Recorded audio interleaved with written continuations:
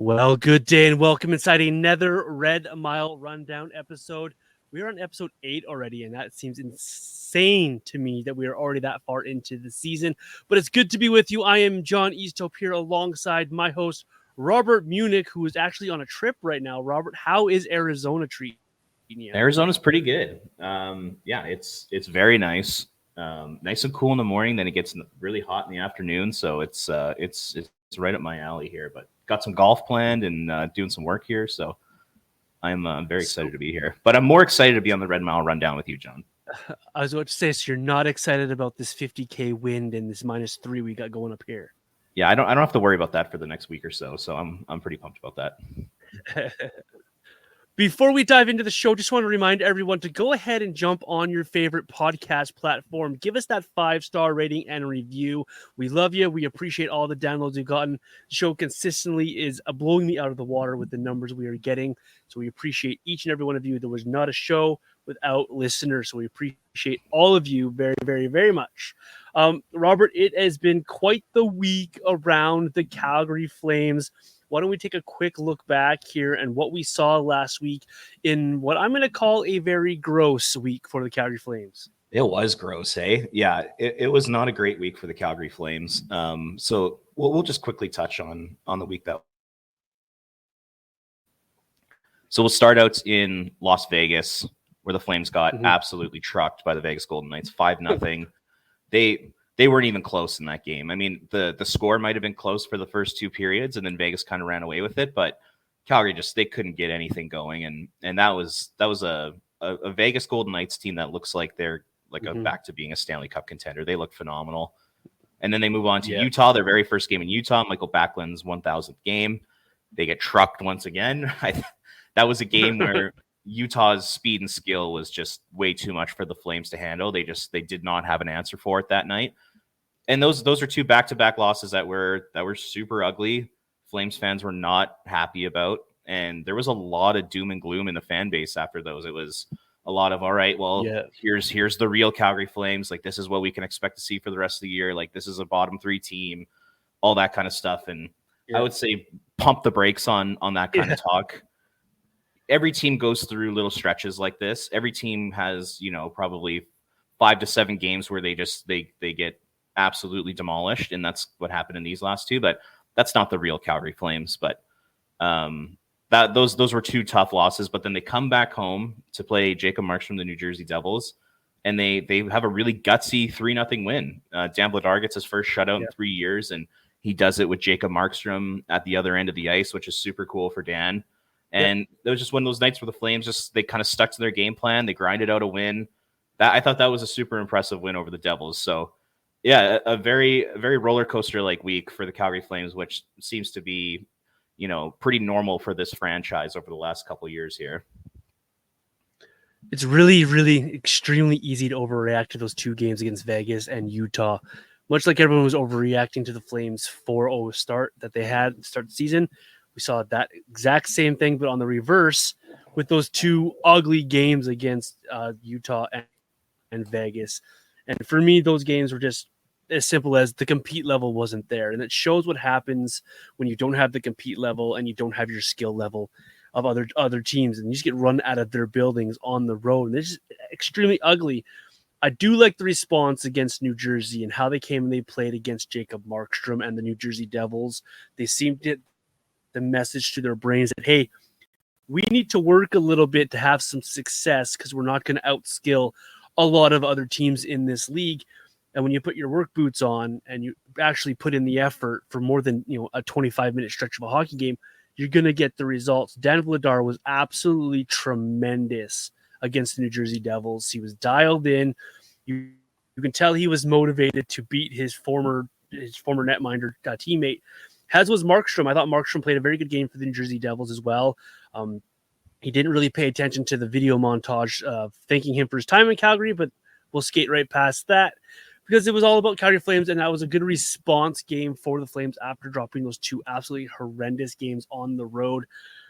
That road trip needs to serve as a reminder to the Calgary Flames, and it has a learning experience for the Calgary Flames because they have another road trip coming up here quite quickly where they're not going to have any time to breathe if they don't put forth the effort on the ice here.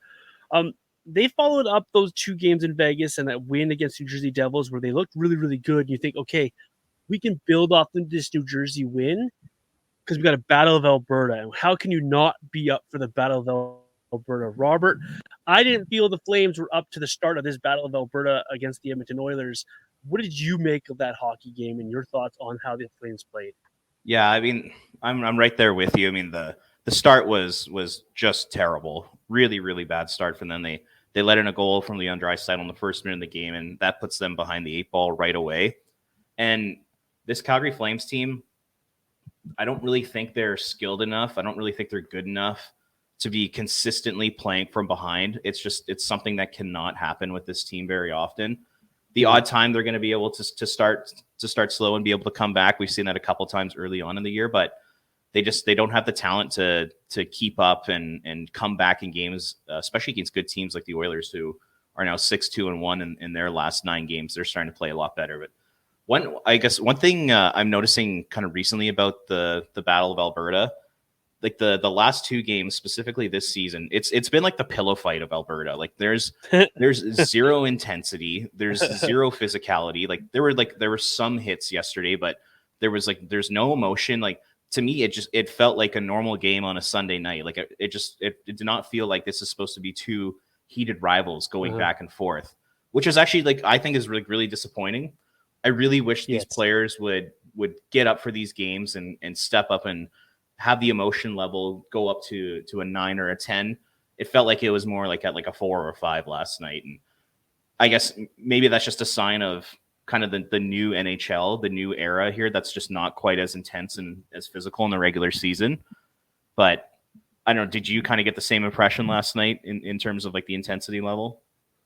I did. I'm not saying that they need to go back to the, Shemenko Hunter fight days where they got to fight every 3 minutes, or even as far back as the Regeer throwing Hemsky into the boards type of years. But just your play and your approach to these hockey games, when you just come out here playing like this is just another team, it's a little bit disappointing to me to not say this is your biggest rival. We hate these guys. We don't like these guys. We hate the color orange just because of those guys up there.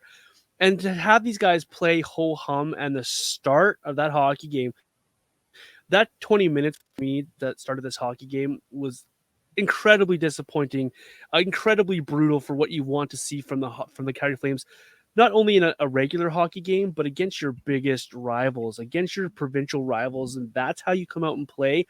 It was extremely disappointing to watch the Flames start that hockey game. It looked like they thought it was a 7 o'clock puck drop, not a 6 o'clock puck drop.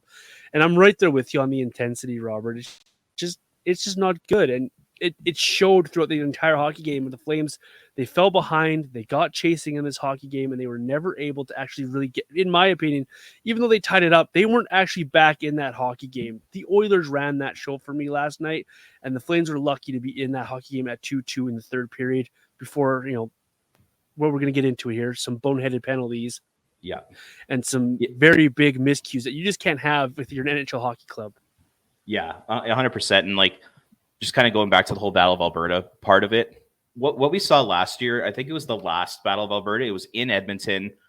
It was a hockey night in Canada, and it was a phenomenal hockey game. Like, that's what I expect the Battle of Alberta to be. Like, that was the night when Blake Coleman took a run at Connor McDavid, and I don't know if I've ever seen anybody hit Connor McDavid like that before. And then it was Coleman and Matthias Janmark got in a fight, and Darnell Nurse was getting into it with a whole bunch of different Flames, and Pospisil was a beast. And like, that is the type of Battle Alberta that should be played every single time these two teams come together. But we have not seen that this year. And there's only 3 Battle of Albertas this year. The next one's not until March. I believe it's March 26th. So, we're out pretty much for the next like 3 months of Battle of Albertas, which really is too bad. But I hope in the future, moving forward, guys like really get up for those games, because they are different. It's not like playing Minnesota on a Tuesday night. This is different. This is supposed to be your biggest rival, and they should start to show that a little bit more. But getting back to the game itself, a couple of things stood out for me. I think we'll start with the good, and for me, that was Andrei Kuzmenko. heading into the season, I was super high on where Kuzmenko was gonna finish this year. I thought he was going to be at least a point per game player, just based off the way he finished last year, the chemistry he showed with Kadri, but it hasn't worked this season. I found he's really struggled to kind of find his place in the Flames lineup. He's struggled to get shots off. His skating isn't quite as good, but like last night, I thought he was just a beast. The puck just seemed to follow him around. It was on his stick the whole night. He was making his teammates better. He was setting teammates up for scoring chances. I thought that was by far Andrei Kuzmenko's best game of the season. He seemed to me like he got the message, right? Because he started that game on the fourth line. So Ryan Huska sent a message to Kuzmenko. Hey, listen, it's just not good enough, man. We need something from you. It seems like Kuzmenko got the message, and that was, for me, that was his best game of the season. One of the very few bright spots of the hockey game last night. I really agree with your assessment on his play, finding his teammates. He was engaged. When you get that Kuzmenko, you get excited about Kuzmenko. You get excited about what he can bring to the lineup, and you want to see more of that from him. And I wonder now if he's earned himself enough grace to go back up and play with Kadri, because I think that's where he's best suited in the lineup. But really, really good game from Kuzmenko there. I absolutely love that. Who else did you really like last night, if anybody else? Because I'm going to throw a name out there to you. I thought Dan Vladar getting back-to-back starts actually kept the Flames in that hockey game for quite a long stretch of it when his team felt like they were underwater for a bit against the Oilers here. I really like the decision of going to Dan Vladar on back-to-back games after he got the shutout against the New Jersey Devils, and I think he rewarded the Flames with a very solid outing despite the result. Yeah, he was good. I mean, there were a few shaky moments where, you know, he wouldn't catch a puck. It would kind of like bounce off his glove, or he'd kind of let out a rebound. But he did a good job keeping the Flames in that game pretty much the whole night. So you got to give him credit for that.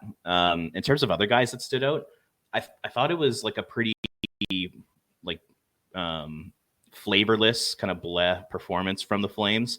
There really weren't too many other guys that stuck out. I mean, if you had to choose one, I would probably say Nazem Kadri was pretty good. I thought he did a really good job getting shots on net, had a few high danger chances. I thought he was pretty dangerous last night.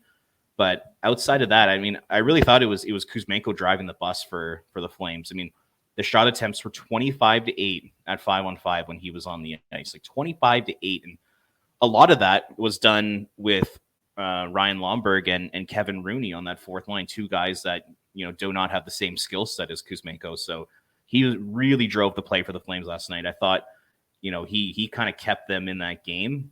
But yeah, like I said, outside of that, I didn't really see too many other guys that stood out. Did you? No, I love the word you used there, though, flavorless. I thought that was a pretty good, accurate description of what we saw from the Flames last night. I don't want to dwell too much on just how bad the Flames were last night, because it was not a good performance. It was a very, very blah hockey game. The Flames took some bad penalties in the third period to essentially gift the Oilers this victory. I just didn't like the overall effort from this team. It begs the question, Robert, as well. What do the Flames need to do to win these hockey games? We saw 2 blowouts on the road. We saw a pretty good effort against the Devils, and they follow that up with this very, like you called it, flavorless loss against the Oilers. In your opinion, what do the Flames need to do here to win these hockey games, to turn things around and be part of the conversation in the win column? Because it's not good enough across the board from the Flames right now for me. And you saw it in a couple of different ways how they lost these hockey games against Vegas. You can kind of give that one to Vegas, because that's just a really good hockey team. They come with you wave after wave, and you can have an off night. So you can mark that as a one-off. Then you follow that up with an absolute choke job of a game against the new hockey club in Utah, where you just weren't in that game. You didn't feel like you were engaged. Then you ride that wave of emotion into New Jersey and you win that hockey game, and then you follow it up with this just abysmal performance against the Oilers. In your opinion, Robert, how do the Flames kind of, I don't want to use the word fix it, but how do the Flames get more consistent here with their efforts and win some hockey games? Well, I think what I'm discovering about this team is that pretty much everything needs to go right in order for them to win hockey games right now. Like they have to be moving their feet. Like they have to have their skating legs, which doesn't happen every night. And they have to be connected. They have to be blocking shots. They have to be working their ass off. They have to be physical. You know, they have to be forechecking like crazy. The brand of hockey that the Calgary Flames need to play in order to win is very difficult. And like I said, they essentially need to have their A game or have their goalies steal them a game if they're going to consistently win this season. So I guess to moving forward, what they need to do is one is they have to skate. They're not a fast team as is. So when they're not skating and when they're not connected with their feet, they're going to get crushed. And I mean, we saw that in Utah and we saw that in Vegas. Different story against New Jersey. I thought they were way more connected. And when I say like, speed and skating, it's also like the speed that they move the puck, the speed at which they think the game as well. Those things have to be there. They have to be connected as a team, because when they're not, they're really just like a bad NHL team, like just straight up. And the one thing that's kind of standing out to me right now is like they don't have the skill and they don't really have the speed to have a C game or a B game and win. Like, I mean, last night with the Oilers, I didn't think the Oilers were all that great last night. I thought they kind of had like their B, like sort of B- game, and yet they were still able to win. Calgary can't really do that unless a goalie steals it for them. So for me, it's all about skating. It's all about being connected with one another. And it's about, playing the game, thinking the game fast. Because if they do that, they're a pretty good team. But when they don't, man, like they really do struggle, and they struggle to generate offense. I think that's the big thing right now. The Flames are not built to be the second hardest working team on the ice. They have to be the team that outworks the other team, because you're not going to outskill a lot of teams in this league with what Flames have on their roster. All due respect to the guys they have here. They got some really high character guys. They got some really nice playmakers. They have a couple of finishers, but they got to outwork a lot of the other teams. And when you see that they're not working to their level, you see teams with a B game, like you said, the Oilers last night, probably their B game was still good enough to outwork the Flames, and that is a disappointment for the Flames. You got to be able to outwork these teams. You saw when they worked hard, they were able to keep New Jersey to the outside in that game. They were able to impose their will a little bit at times in that hockey game. Sure, New Jersey got their chances, but that's when you have a goaltender that helps you win those hockey games. But the effort was there. I'm right with you there. They got to skate. They got to move their feet. They've got to be able to create chances, and this team is not going to be good enough to just rely on the few guys that have the skill to finish in this league. You have to be the hardest working team out there. That's the word I keep using on social media all the time, is just have the work ethic. Just be out there and make sure that you put in the effort here. It's disappointing to see so much inconsistency in the work ethic, because you can see it when guys are engaged and they're ready to perform. They're out there and they're engaged. Like Blake Coleman, he goes out there every single game, except for maybe the Utah game where he seemed a bit off that game. But most games you go out there and you see the consistent effort from a guy like a Blake Coleman. The Flames need to have that across the board here from all of their guys here.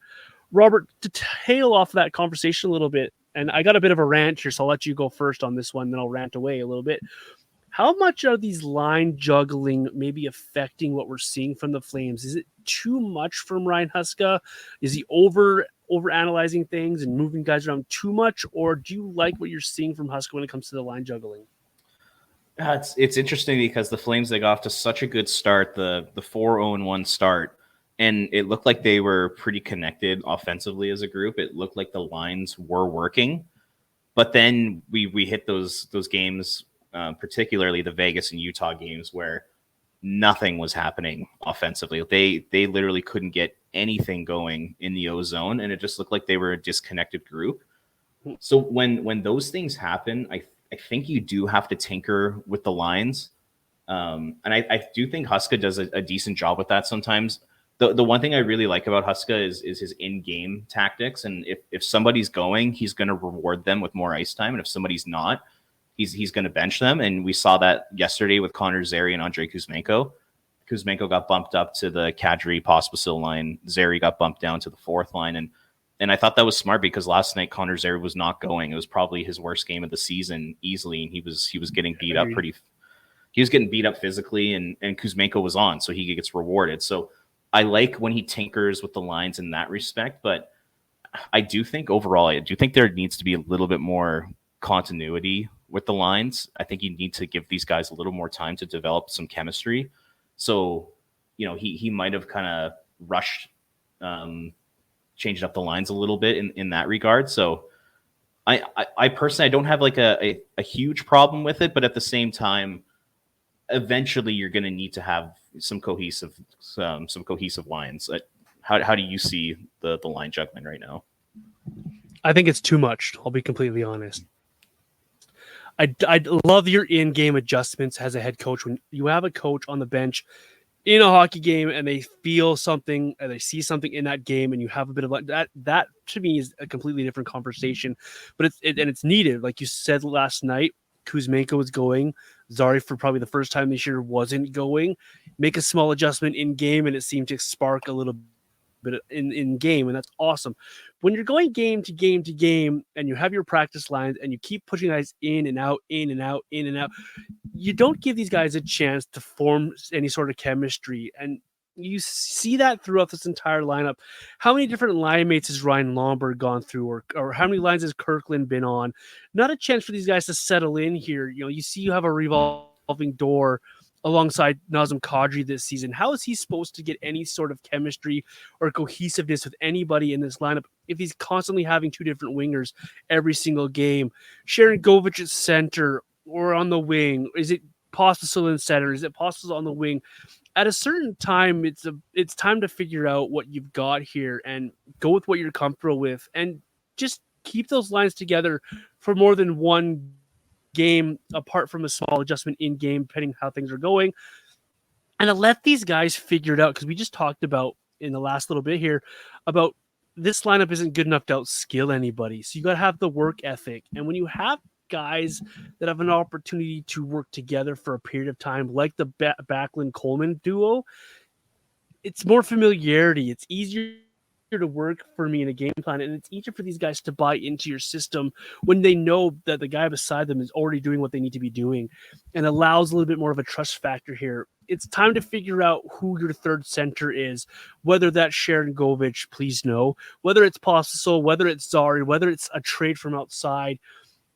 Figure that out, and let's get some lines, some cohesive lines together. I don't mind rotating a defenseman in and out or fourth line player in and out here. You need those kind of things, fresh bodies, fresh legs. I get it. But let your top guys play with top guys and let these guys form some chemistry here and allow them to go out there every single night knowing who they're playing with, what is expected of them, and allow these guys to just start working towards being a better hockey club over and over and over. You don't see the Colorado Avalanche scrambling lines every 3 minutes. You don't see teams like the New York Rangers putting lines into a blender after one tough loss. They go right back to what was working for them because that's the structure of their team and it works for them and it allows them to be a cohesive unit. Yes, those are extreme examples of two really good hockey clubs, but that's where the Flames are aspiring to be, is a good hockey club. I'm just at the point now where I love Ryan Huska. I love what he does overall. Just from game to game, don't overthink it. Don't outthink yourself here and allow guys to find that chemistry with one another here. That's, I know, a long rant to say don't change your lines too often, but just how I feel. I just like these guys to have a little bit of cohesiveness together and form some chemistry and let these guys play here, because you're not going to outskill teams. You're going to have to outwork them, and how you do that, in my opinion, is to find some consistent lines and let these guys get familiar with one another's games. Whether it's win, whether it's loss, it's a longer term picture they have to take here, rather than just short game to game here, in my opinion. I don't know how you feel about that, but that's kind of my rant there. Anything? What kind of lines do you want? Yeah, go ahead. Well, you know what, John, I was literally just going to ask you the exact same question. So, like, with all that being said, like, what do you want to see specifically from the forward lines? Like, are there certain pairs that you want to be together like the whole season? Are there certain lines that you want to be together the whole season? Like, how do you see the best lineup right now? I love that you use the word pairs there, because I think this is the new way the NHL is going.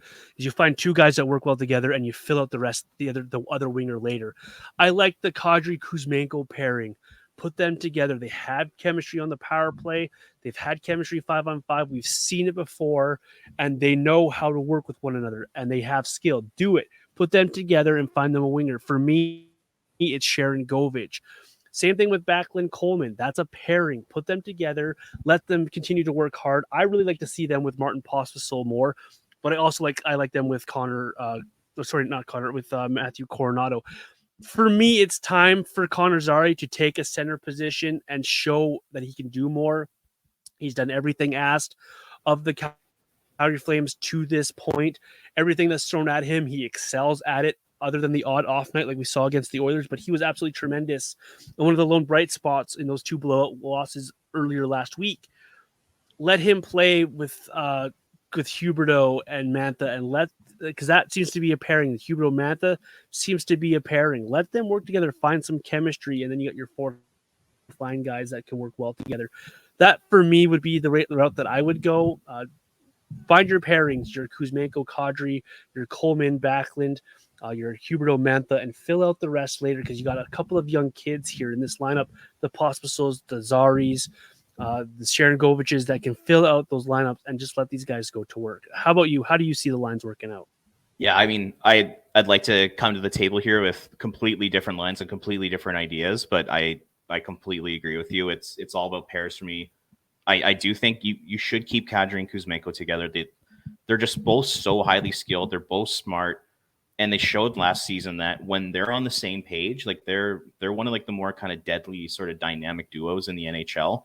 So I'd like to see them stay together and continue to build that chemistry. And if Kuzmenko plays like he did last night against Edmonton, if he does that on a line with Kadri, watch out. I mean, those two could really start to pick up the points here.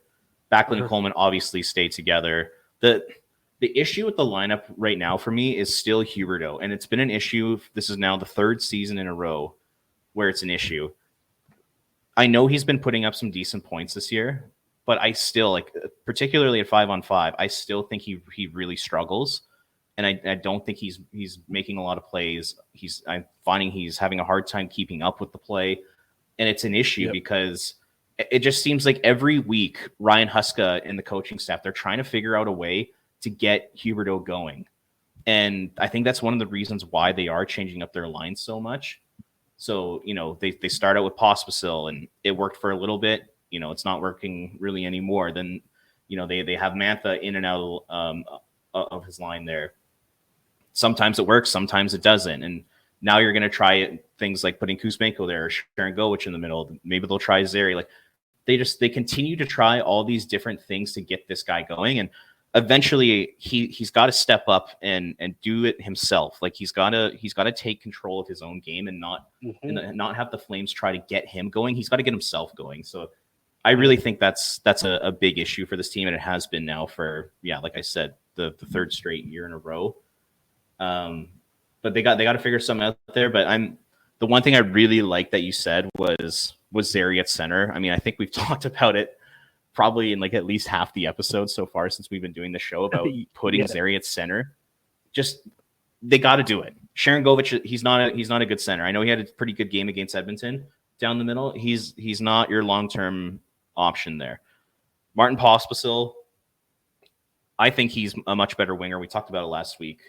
He can take advantage of his skill set on the wing way more than he can at center. So what does that leave you? It leaves you guys like Justin Kirkland, Kevin Rooney, Sam Morton, or you try Connor Zary there. So I'd love to see Ryan Huska give Zary a long look down the middle. I'm talking 20, 30 games at least. Let him have that look. Let him try to find his game down the middle of the ice, because long term, the Flames need him to be a center. He needs to be the second line center of this team for the next 8-9 years. Because there's nobody in the organization right now that's looking like they're going to be a second line center anytime soon. They're going to have to draft that player, or they're going to have to spend a ton of draft capital to bring in somebody. So why would you spend tons of draft picks and prospects to bring in somebody when you have a guy like Zary there ready to show what he can do? So that's a big thing for me moving forward is let's see Connor Zary down the middle. Maybe try him with Huberdeau and Mantha, or try him with maybe throw Pospisil on that line. Who knows? But just give the kid an opportunity and let's see what he's got. Yeah, I'm right there with you on that one. Of the three guys that you have as options for that 3C, Sharon Govich isn't it for me. All due respect to Sharon Govich, that is a winger all day in my books. I put him alongside Kadri and Kuzmenko, and you let those guys go to work. Just let them do it because those guys can score, they can pass, they can play make. You got 3 guys who like the puck, 3 guys that can go to the net, 3 guys that can finish. Let that line go to town here. I think you keep Coronado with Backlund and Coleman, which frees up Pospisil, and maybe you make a new line here. All due respect to Huberto and Mantha, but those are 4th line level players right now with their effort they're putting out there.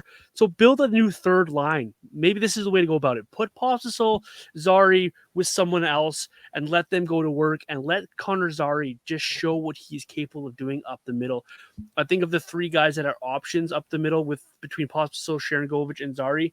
His skill set's the best of the 3 and most suited to be a center. He played center the entire time until he became a Calgary Flame. You go back, I know it's junior and people are going to roll their eyes at it. He was a dominant center for 2 years in the Western Hockey League. He won a ton of draws in key situations. He was a center in the AHL for a while as well. This guy knows what it takes to play center, and I think given a runway to play that position, I think the Flames are going to get rewarded here. He might not be a number 1 center. He might be a poor man's number 2 center at the end of the day, but he still is the best option to fill that position. We all remember Mikael Backlund's struggles when he first broke into the NHL at being a centerman in this league and how bad it looked for a couple seasons with him as center. He worked himself into be a very tidy number 2 center in this league.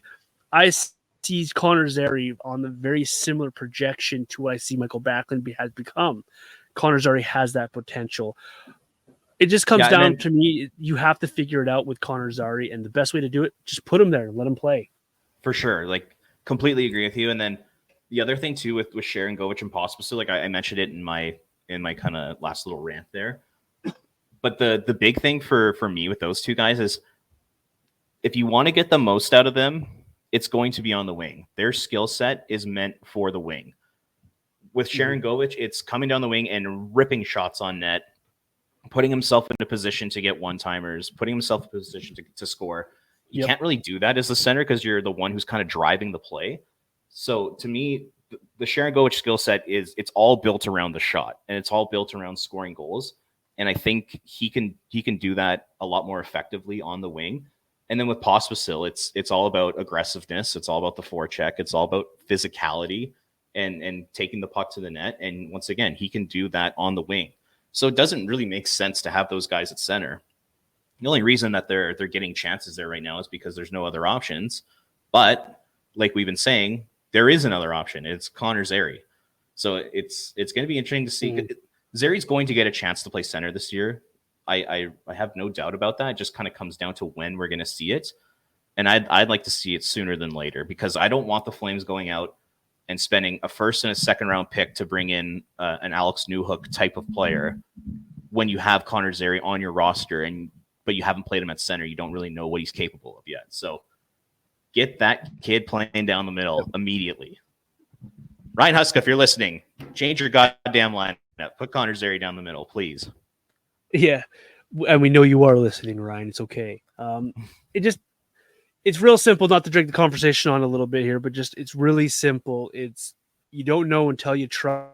And if this team is trying to be in the playoff picture like they keep claiming they are in the media, figure it out sooner than later. Otherwise, it's going to get late real early here for the Flames because it's fallen off in a hurry. So figure it out now if you want to be where you think this team should be.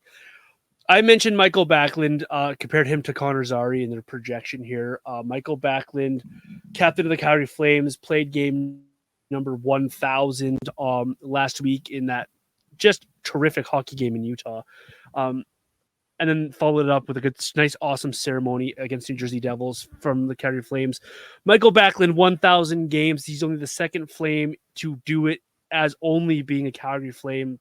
Your thoughts on Mikael Backlund playing 1,000 games? Your thoughts on his career as a Flame? And I'll ask the question at the end of the day because I love how polarizing this question is. Is Mikael Backlund, as a Calgary Flame long-term like this, is he worthy of a jersey retirement when it's all said and done? Well, I'll start with the first part of the question and just his career at the Flames. It's been outstanding. I truly believe that Mikael Backlund is one of the more underappreciated players in Flames history, and I think he's been one of the more underappreciated players around the NHL. And I think it just has a lot to do with his offensive skill set, because he's not the best offensive player. He's not a goal scorer. He's not like the greatest playmaker. Like, he does have some skill, and we've seen it some seasons where he's put up 40 plus points. The thing that makes him underappreciated is the defensive side of the puck. He's one of the best defensive centers in the NHL. I would argue that he has Selke Trophy defensive ability, and we see that in the Selke Trophy votes. I believe it's 8 in the last 10 years. Mikael Backlund has received Selke Trophy votes, and 2 of those years he came in 4th and 6th place, which is like, that says it all right there, in my opinion. So I love the defensive side of his game. He's the most responsible guy on the ice every single night. You can put him out in the worst situations. You put him out against the best players, and you start him in your offensive zone. And every single time, he's able to control the play. He's able to control shots, control scoring chances, and the puck just always seems to end up in the other team's end when Mikael Backlund's on the ice. So he starts in a terrible position, then he puts his team in a better position to succeed. And I think that's something that's super underrated about his game, and something that really isn't appreciated out there. And like, when I was doing the prep for the show, I was thinking about, like, what did I think about Backlund in his first few years in the NHL? And I didn't really think much of him. I always thought, like, oh yeah, like, he could be like a decent, third line center, maybe a guy that's in Calgary for 5 or 6 years, and then he'll probably move on, which is kind of what happens with a lot of different players. Mm-hmm. Back in sort of 2012, 2013, 2014, I never would have thought we would be at this point, especially because there were some rough patches there. Like, I know under Brent Sutter, like, Brent was not a fan of Mikael Backlund. Bob Hartley's early years in Calgary, he did not really use him in a major role. And you just kind of questioned if he was going to be a long-term Flame or not.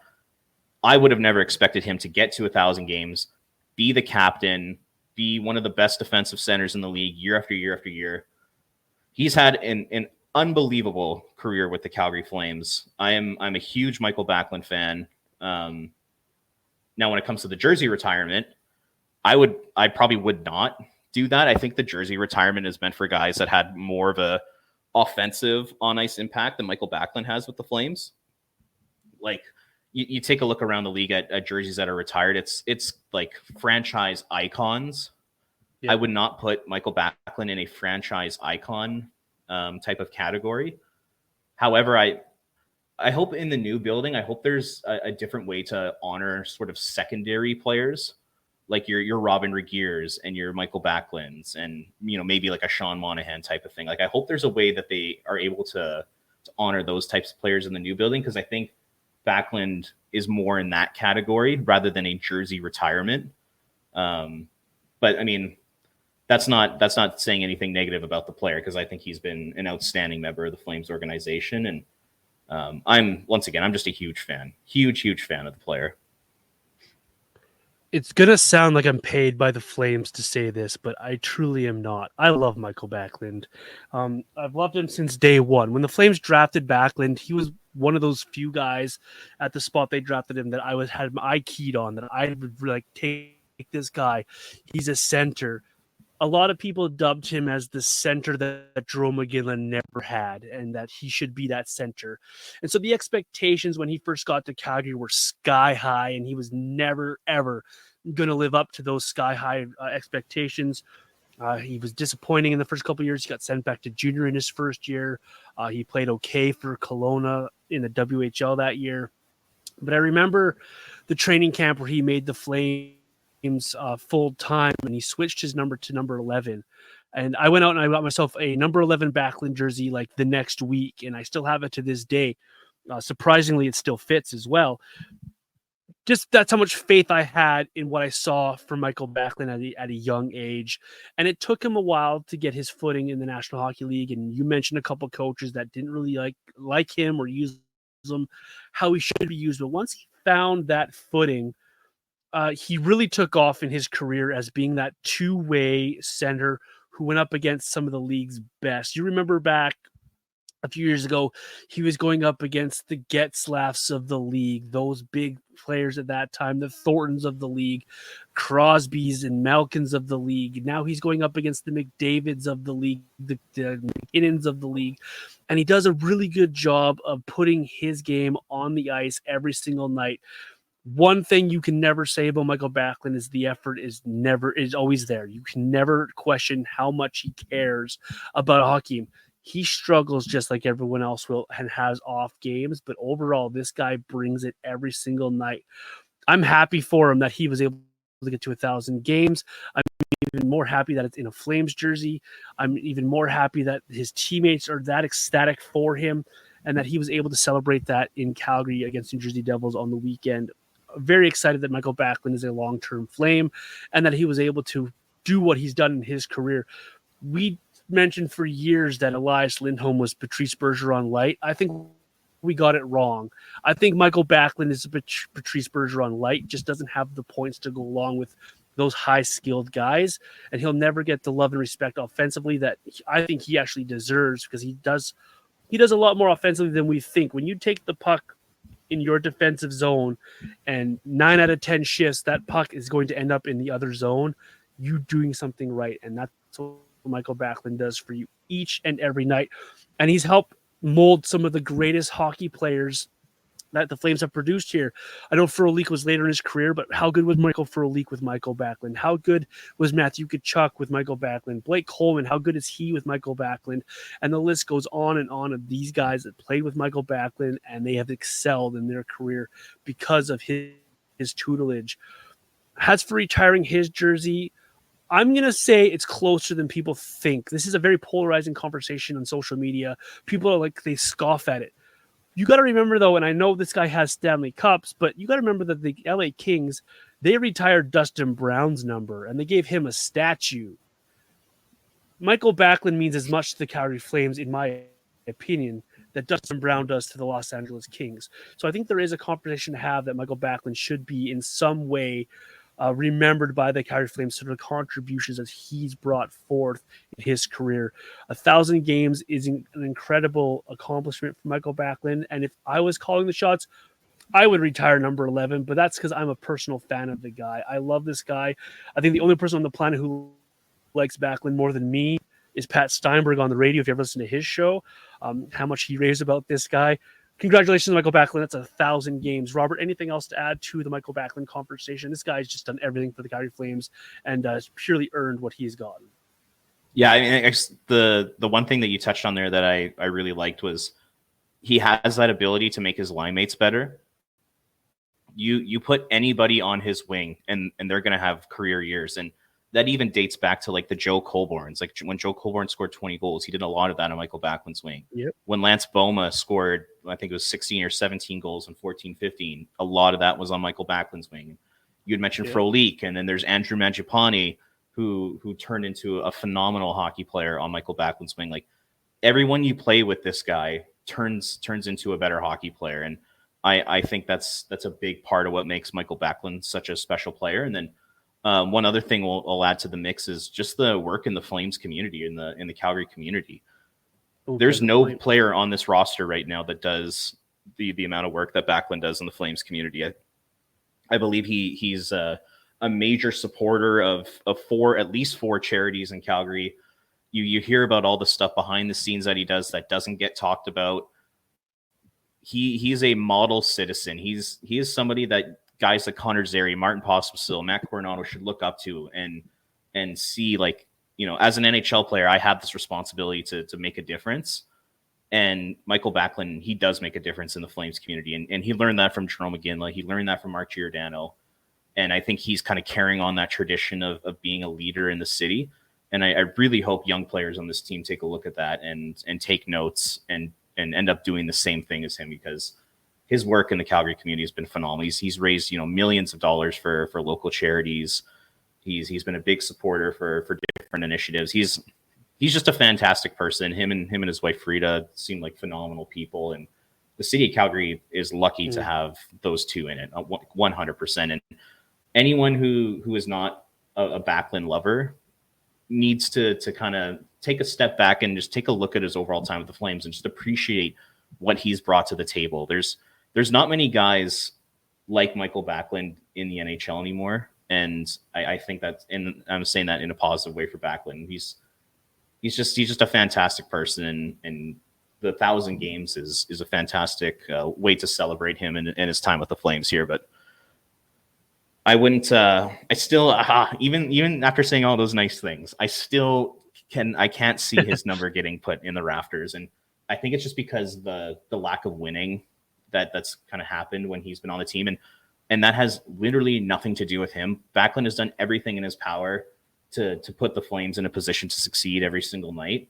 It's a lot of the external factors around him in terms of team building and underperforming stars in the playoffs is probably the reason why they haven't made it past the second round since he's been with the team. But yeah, I just don't think the winning's been there, and I don't think the offense has been there in order to get a jersey retirement. But that's just me. But hopefully that doesn't dampen the mood on Backlund here, because I'm just like, I'm a huge fan.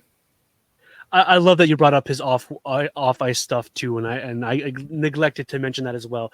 Mikael Backlund helps raise a ton of money for a ton of charities, and you can also say that he earns his line mates a ton of money as well, because you remember the Boma, Mangiapane, Kachuk, Furley, they all earned a contract after playing with Mikael Backlund. Colburn got a ridiculous contract from Colorado because of Mikael Backlund.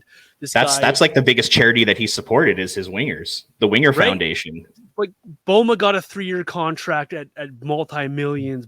Coleman, what was it, 4 years? He got 4 million a year, something ridiculous. Like, this guy just absolutely earns everybody money. Mangiapane's contract, that was a big deal. Yeah, big money. And he does it all with a smile on his face. Him and Frida, those two have smiles that are infectious. They are tremendous humans. We are lucky to have them. And the one last thing I'll say about Mikael Backlund, I believe this was his 5th contract he just signed with the Flames. He continually chooses the city of Calgary to be his home, and he continually chooses Calgary to be the place where he raises his children. And that, to me, speaks volumes of this guy. He is all in on Calgary, and deservedly so, in what he's done in his contract.